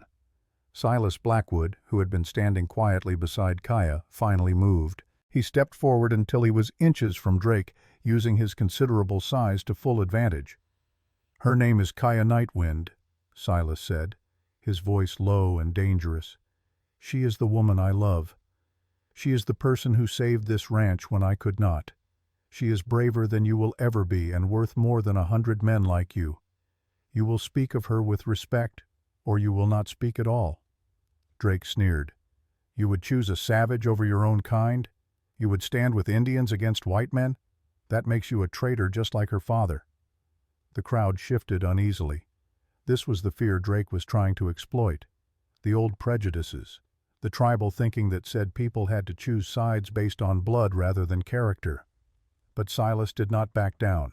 His voice, when he spoke, carried across the entire crowd, addressing not just Drake, but everyone assembled. My kind are people who work hard, who keep their word, who stand by their friends when trouble comes. Miss Nightwind is more my kind than you will ever be, Drake. You hide behind your uniform and your rank and your money, but underneath you are just a coward who burns people's homes and shoots unarmed men."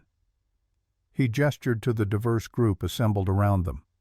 "These are my people, Apache and Mexican and white, and everyone who believes that a person should be judged by what they do, not what they look like.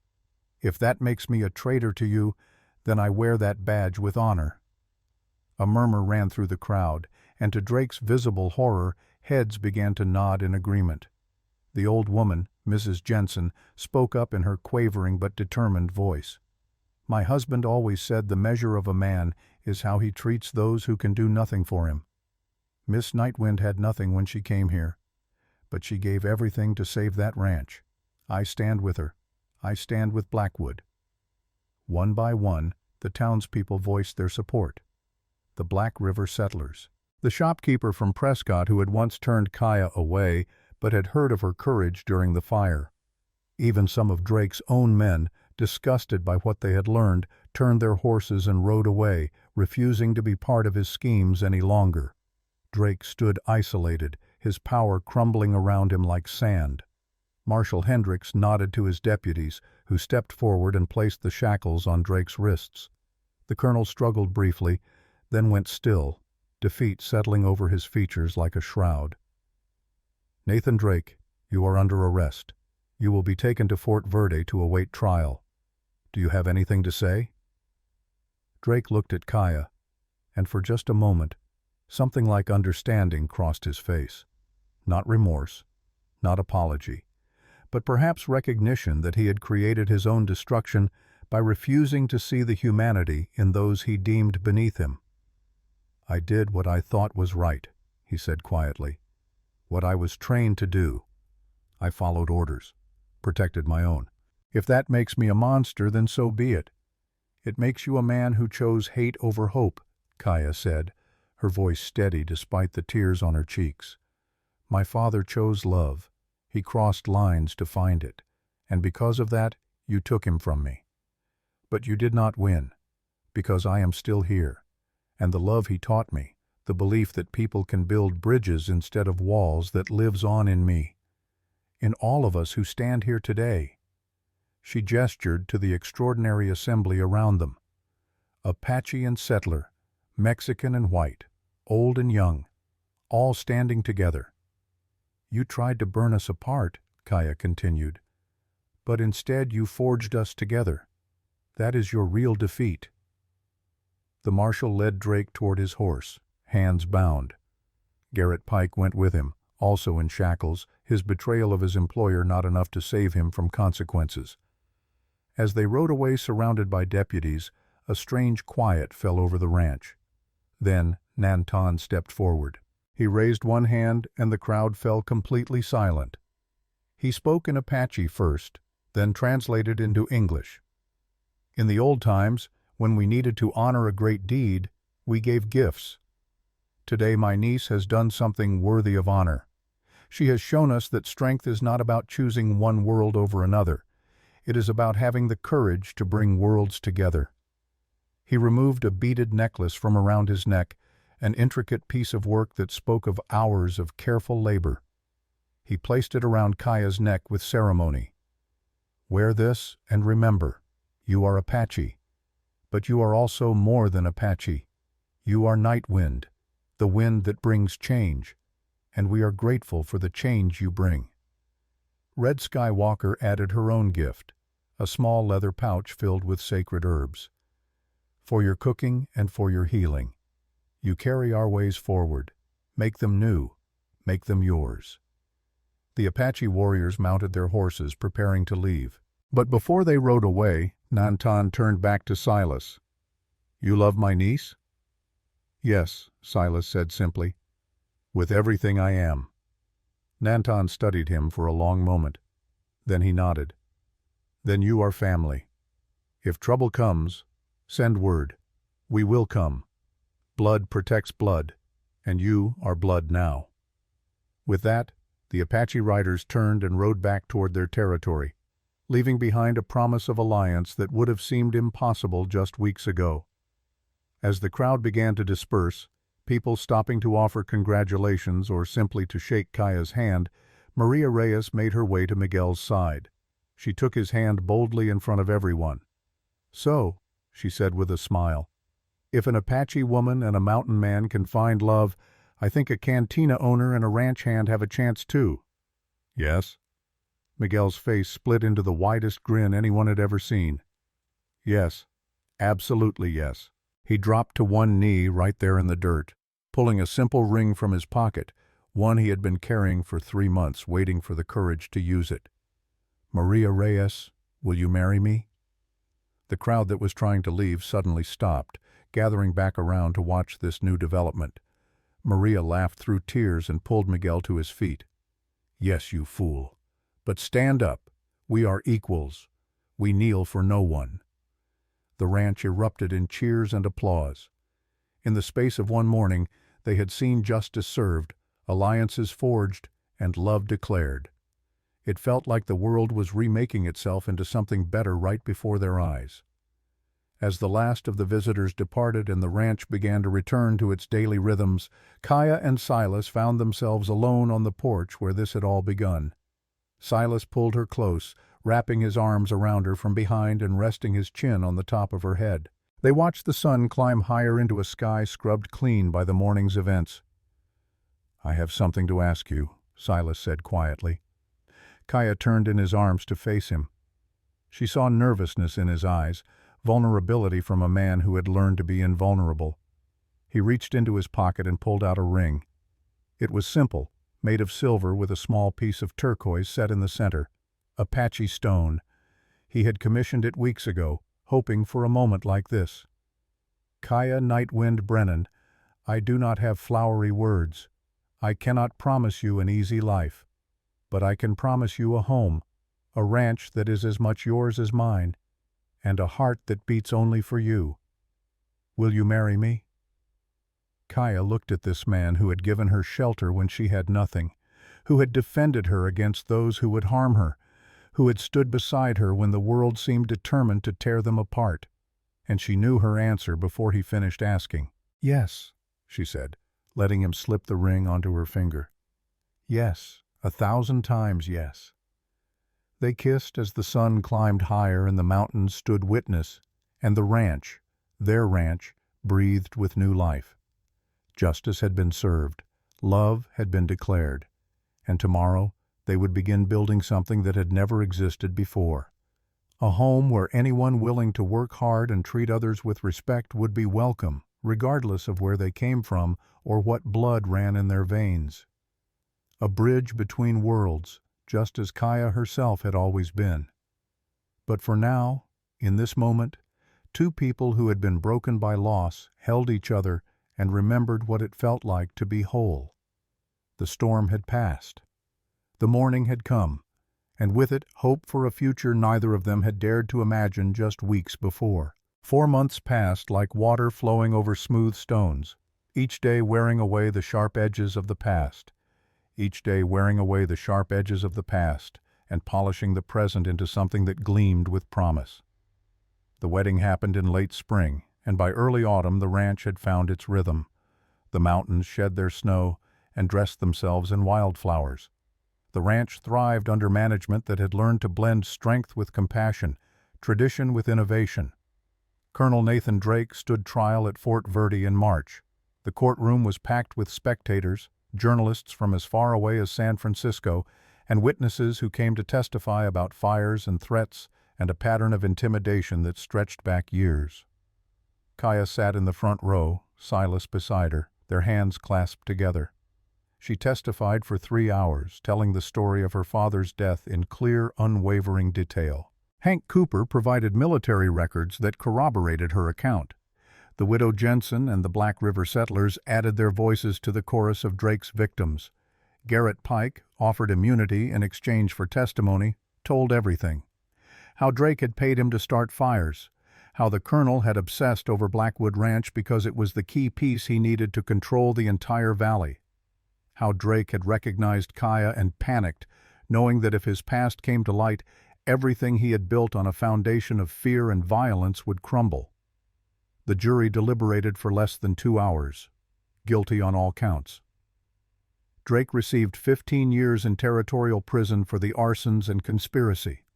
The murder charge, complicated by the passage of time and the fog of war, resulted in a dishonorable discharge from military records. Garrett Pike, despite his testimony against Drake, received 5 years for arson and conspiracy. His cooperation reduced what could have been a 10-year sentence, but the law demanded accountability and a notation that would follow his name forever. Suspected of unlawful killing under color of authority. It was not perfect justice. Michael Brennan would not return, but it was acknowledgement, official and permanent, that he had been murdered rather than lawfully executed. For Kaya, that acknowledgement meant everything.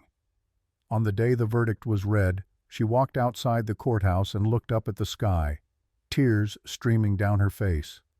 She whispered to her father in Apache, telling him that his death had finally been answered, that his daughter had found a way to speak truth to power and be heard. Silas stood beside her, saying nothing, understanding that some moments required silence more than words. When she was ready, he offered his arm and they walked together back to where their horses waited. The wedding took place on a Saturday in late May, when the meadow grass stood knee-high and the aspen leaves whispered secrets to the wind. They held the ceremony outdoors, on a flat stretch of land between the ranch house and the forest, with the Mogollon Rim rising behind them like a benediction written in stone. Over 100 people attended, ranch hands dressed in their best clothes, boots polished to a shine that reflected sunlight. Townspeople from Prescott, who had come to respect this unusual couple. The Black River settlers who saw in Kaya and Silas's union a symbol of what the territory could become if people chose cooperation over conflict. Drake's seized assets had been used to compensate his victims. Mrs. Jensen's new barn stood proud on her land, built with money from the territorial court's judgment.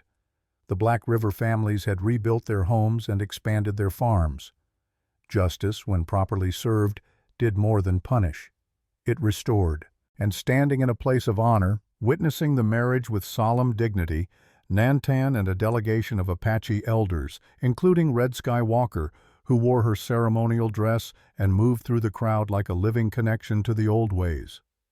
Maria Reyes, now Maria Santos, following her own wedding to Miguel 2 months earlier, stood beside Kaya as her attendant.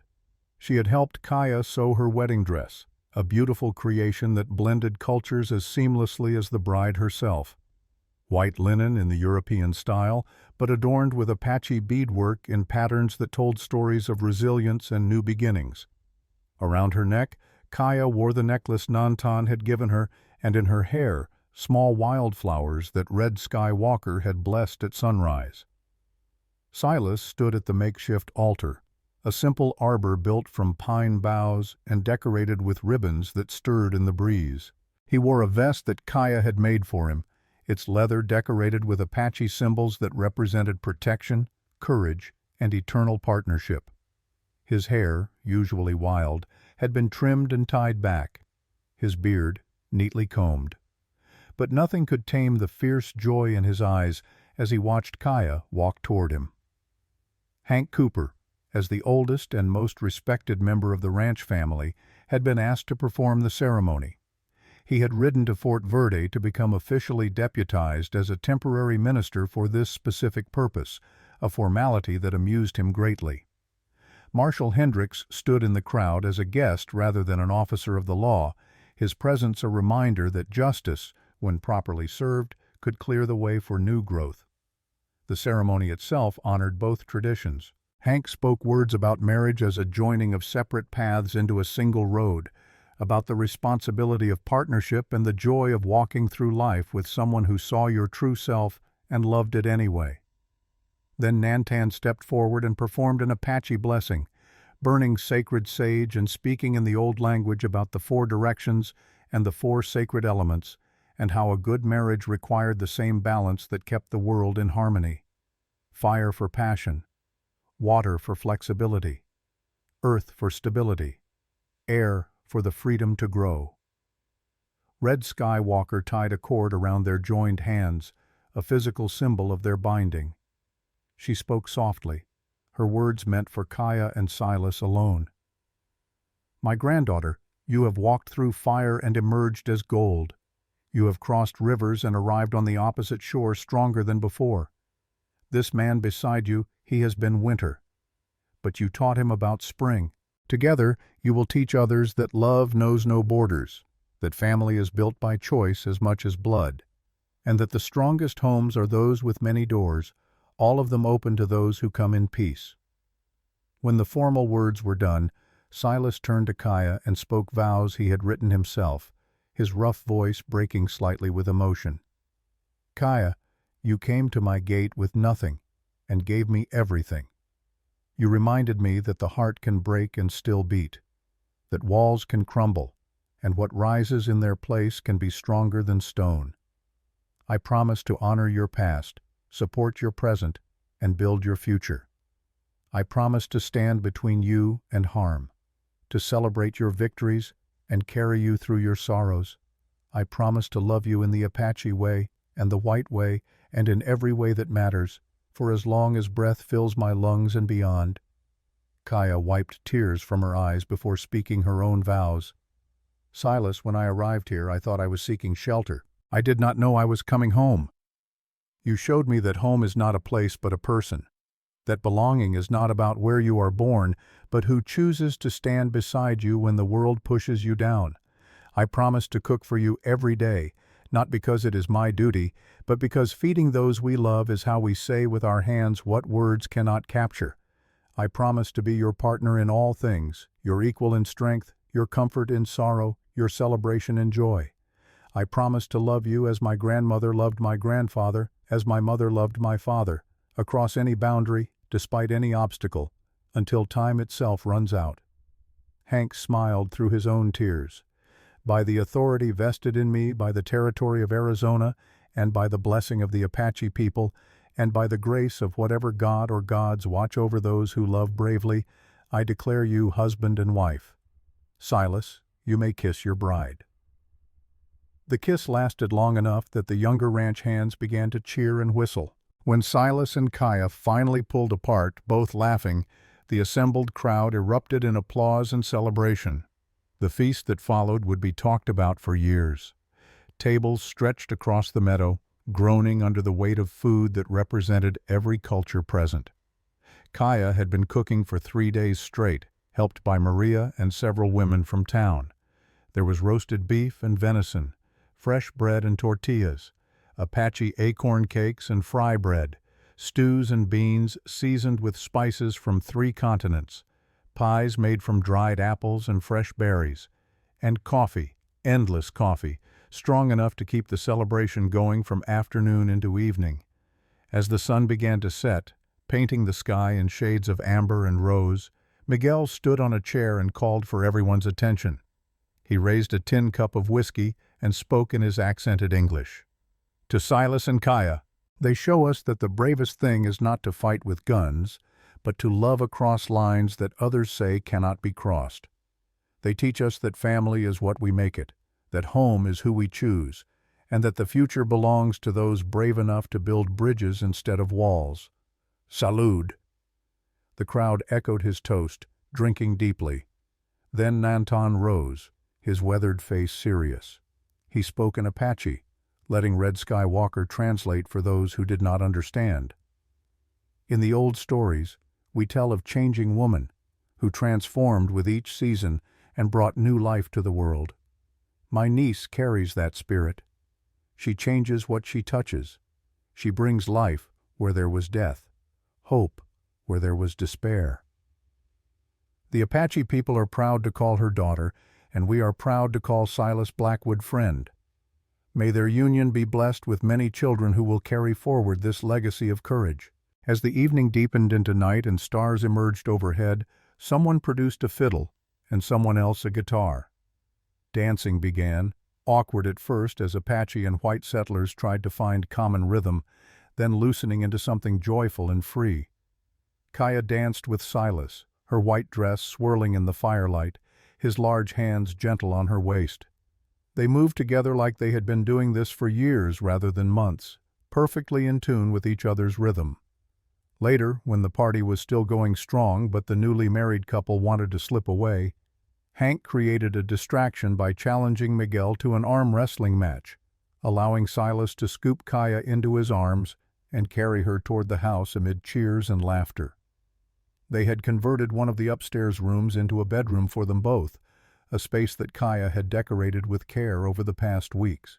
It was simple but beautiful, with curtains she had sewn and a quilt made from fabric scraps that told the story of their journey.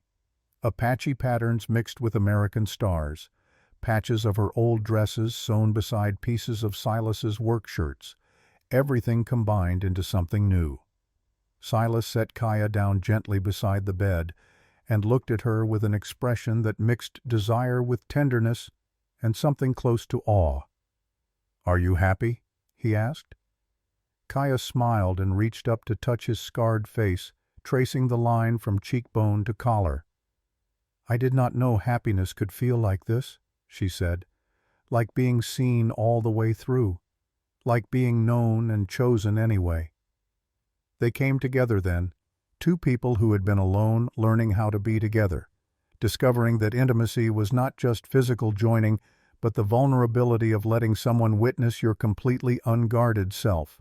They made love slowly, carefully, with a tenderness that came from understanding how rare and precious it was to find someone who felt like home. Afterward, lying tangled in sheets with Silas's arm around her and her head on his chest, listening to his heartbeat, Kaya felt something flutter in her belly. It was too early to be certain, but she suspected that new life was already beginning, that from this union between two broken people would come wholeness in the form of a child who would grow up knowing both worlds and feeling completely at home in both. She did not tell Silas yet. That secret could wait for the right moment.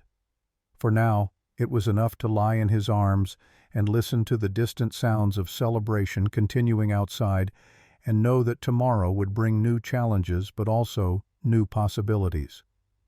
Time moved forward as it always does, indifferent to human joy or suffering, simply marking the passage of days into weeks, into months. 1 year after the wedding, Blackwood Ranch, now officially renamed Blackwood Nightwind Ranch on the property deed, hummed with activity that would have been unimaginable when Kaya first arrived.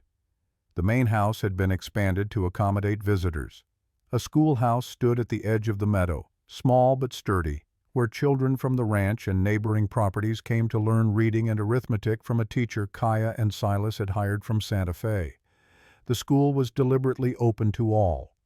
White children sat beside Mexican children, sat beside 3 Apache children whose parents had agreed to let them learn the new ways while keeping the old traditions at home. It was an experiment, controversial in some quarters but growing more successful with each passing season.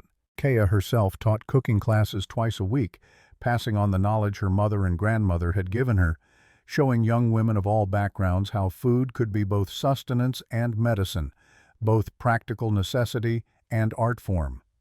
She adapted Apache techniques to available ingredients and combined them with what she had learned from her Irish father and her time running the trading post. The result was something entirely new, a cuisine that belonged to the territory itself rather than to any single culture. On this particular afternoon in late September 1879, exactly 1 year and 4 months after her wedding, Kaya stood in the expanded kitchen with her daughter on her hip. Little Rachel Desba Blackwood had been born in the spring with her father's blue eyes and her mother's black hair, a physical embodiment of the bridge her parents had built. She was healthy and curious, and already showing signs of the fierce independence that characterized both her parents. Silas entered the kitchen and stopped to simply watch his wife and daughter, a sight that still made his chest tighten with gratitude. How he had lived without this, without them for so long, he could not imagine. "You are staring," Kaya said without turning around, that subtle smile playing at her lips. "Can you blame me?"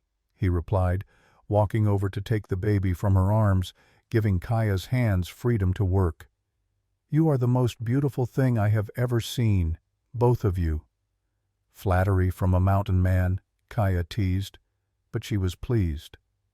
There was a knock at the door, and Miguel poked his head in. "Jefe, Señora, we have visitors. The elder Red Skywalker and several Apache women. They ask permission to enter." "They never need permission," Kaya said immediately, wiping her hands on her apron. "Tell them to come." "No, I will come get them myself."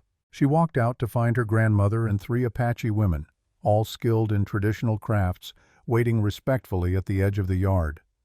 Kaya embraced Red Skywalker and welcomed the others warmly, ushering them inside. The women had come with a specific purpose. They wanted to establish a regular trading arrangement with the ranch, selling their baskets and beadwork in exchange for supplies they needed but could not easily produce themselves. It was exactly the kind of economic cooperation that could benefit both communities. Over coffee and fresh bread, they worked out the details. Kaya would serve as intermediary, taking Apache crafts to sell in Prescott and bringing back flour, sugar, metal tools, and cloth in fair exchange. No cheating, no exploitation, just honest trade between people who had learned to trust each other. As they were finishing their discussion, Red Skywalker placed a weathered hand over Kaya's. "Granddaughter, you carry another child, yes?" Kaya's eyes widened. "How did you know?" "I have not told anyone yet. It is too early." The old woman smiled. "I know because you move differently, you eat differently, and your eyes have the distant look of a woman whose spirit is partly elsewhere, attending to the new soul taking shape within." "Have you told the mountain man yet?" "Not yet," Kaya admitted. "I wanted to be certain." Red Skywalker nodded. "Tell him soon. Men worry when they do not understand why their wives seem changed. And this one," she gestured toward where Silas could be heard playing with baby Rachel in the next room. "This one loves you too much to be left wondering."